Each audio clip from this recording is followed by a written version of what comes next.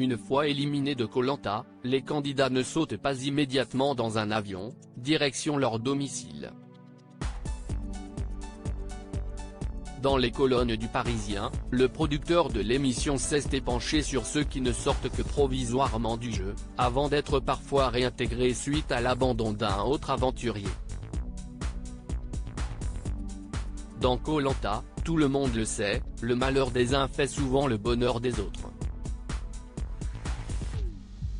Depuis plus de 20 ans, la règle est la même.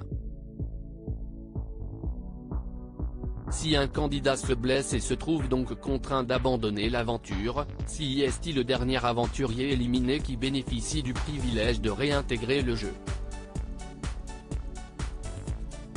Cette année, dans Koh Lanta, le feu sacré, Martin, qui s'est blessé à la cheville lors d'une épreuve de confort, avait été contraint à l'abandon, lui qui n'avait pas pu retenir ses larmes lorsque Denis Brognard lui a annoncé qu'il ne pourrait pas poursuivre l'aventure.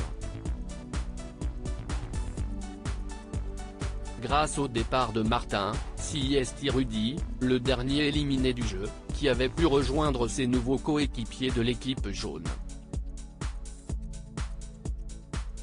Dans les colonnes de Voici. FR, le conducteur de métro avait révélé ce qu'avait été son quotidien pendant son bref départ du jeu. J'ai quitté le jeu pendant 2 jours. Je ne faisais rien de particulier, j'attendais simplement mon départ, ou éventuellement le prochain éliminé. Je serais incapable de vous dire où j'étais car nous n'avons aucun repère quand nous quittons le jeu. Par contre, j'ai pu manger et prendre une douche, avait-il confié. Dans les colonnes du Parisien, Julien Magne, le producteur de Koh Lanta, a accepté d'expliquer ce que faisaient les candidats éliminés du jeu, provisoirement ou non. Que font les candidats en sortant du jeu? CIST dans la plus grande discrétion, bâche fermée pour protéger son identité, que l'aventurier est amené dans un hôtel, une pension de famille ou une maison, a expliqué Julien Magne. Affamés, les anciens candidats n'ont pourtant pas le droit de se jeter sur la nourriture.